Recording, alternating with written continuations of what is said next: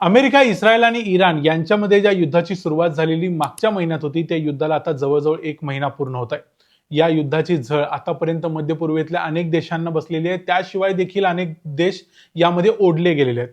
यामध्ये खरं तर पाकिस्तान अजूनपर्यंत डायरेक्ट युद्धात जरी आलेला नसला, तरी पाकिस्तान हे युद्ध थांबवण्याच्या दृष्टीने आपण प्रयत्न करतोय असं सांगतोय आणि तो अशी ऑफर देतोय अमेरिके, इस्रायल आणि इराण यांच्यासाठी, की आम्ही हे युद्ध थांबवण्यासाठी चर्चा घडवून आणतो वगैरे वगैरे. यासाठी थोडीफार सुरुवात झालेली असली तरी 2-3 दिवसापूर्वी एक महत्वाची घटना घडली. ते इराणचं जी तेहरान राजधानी आहे, या राजधानीतल्या पाकिस्तानच्या एम्बेसीच्या जवळ काही एअर स्ट्राईक झाले. त्यामध्ये थोडा धक्का पाकिस्तानच्या एम्बेसीला लागला असण्याची शक्यता आहे. त्यामुळे पाकिस्ताननं डायरेक्ट इस्रायलला धमकी दिलेली आहे. आता इस्रायल पाकिस्तानच्या या पोकळ धमकीला घाबरत नाही. खरं तर इस्रायलनं ठरवलं तर पाकिस्तानला 4 दिवसात ते अशा स्थितीला आणू शकतात की पाकिस्तान तिथून कधी रिकव्हर करणार नाही. पण प्रत्यक्षात आताची ती वेळ नव्हे.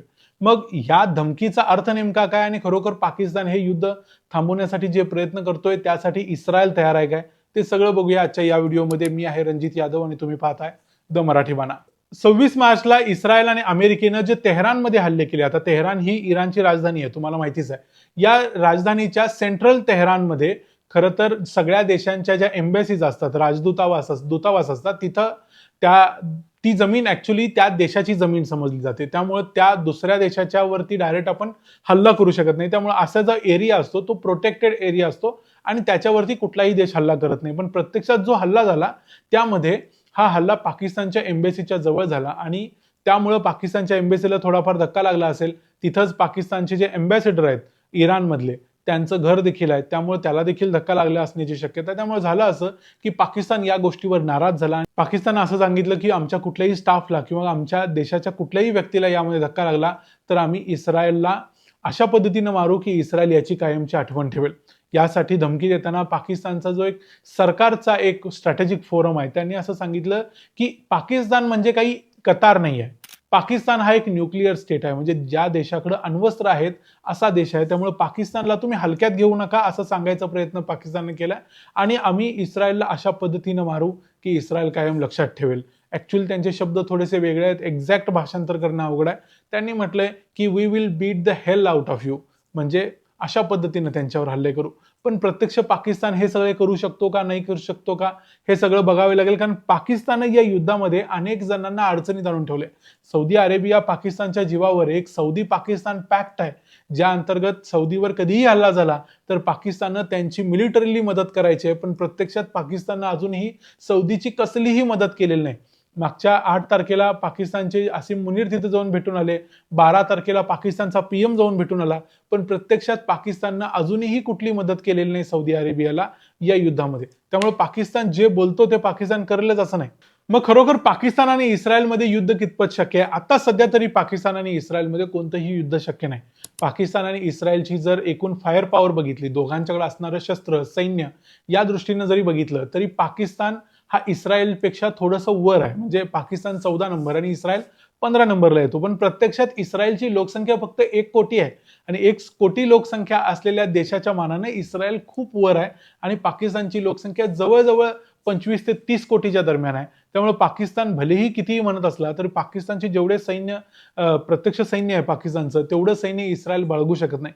पण टेक्नॉलॉजी जर बघितली, पाकिस्तानकडे असणारी एअर डिफेन्स सिस्टीम, इस्रायलची एअर डिफेन्स सिस्टीम या दृष्टीने बघितलं तर इस्रायल खूप प्रगत आहे, खूप पुढे आहे आणि इस्रायलकडे देखील अण्वस्त्र आहेत. त्यामुळे फक्त पाकिस्तानच्या अण्वस्त्रांना इस्रायल घाबरायचं कारण नाही, कारण इस्रायलची मिलिटरी ही कायम कॉम्बॅट सिच्युएशन मध्ये असते, कायम युद्धामध्ये असते. त्यामुळे इस्रायलला युद्ध करणं फारसं अवघड वाटत नाही. ते सहजपणे कुठल्याही युद्धात पडू शकतात, उतरू शकतात.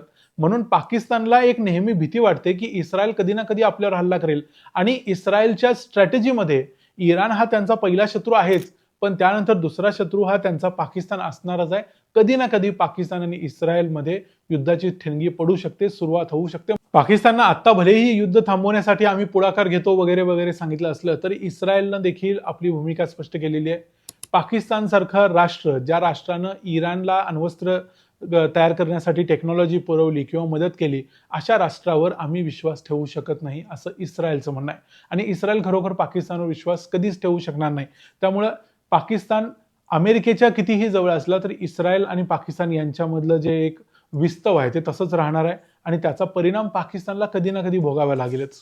म्हणून तर पाकिस्तानचा जो हाय कमिशनर होता, फॉर्मर हाय कमिशनर पूर्वीचा, त्यानं असं सांगितलेलं की जर कधी अमेरिका इस्रायलनं पाकिस्तानवर हल्ला केला तर पाकिस्ताननं डायरेक्ट भारतावर हल्ला करायचा, कारण त्यांच्याकडं दुसरा काही ऑप्शन नसणार आहे. आता सध्या पाकिस्तानची जी शस्त्र आहेत, मिसाईल्स आहेत, त्या डायरेक्ट इस्रायलवर हल्ला करू शकत नाहीत.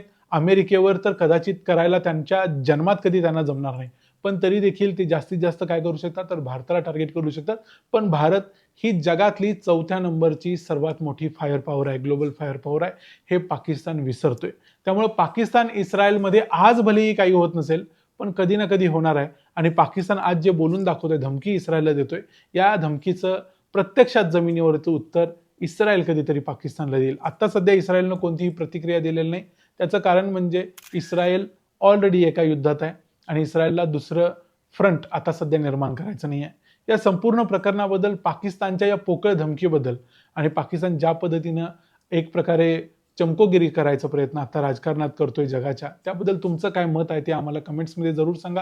व्हिडिओ आवडला असेल तर व्हिडिओला लाईक करा, चॅनलला सबस्क्राईब करा. पुन्हा भेटू पुढच्या व्हिडिओमध्ये. तोपर्यंत पाहत राहा द मराठी बाणा. जय हिंद, जय महाराष्ट्र.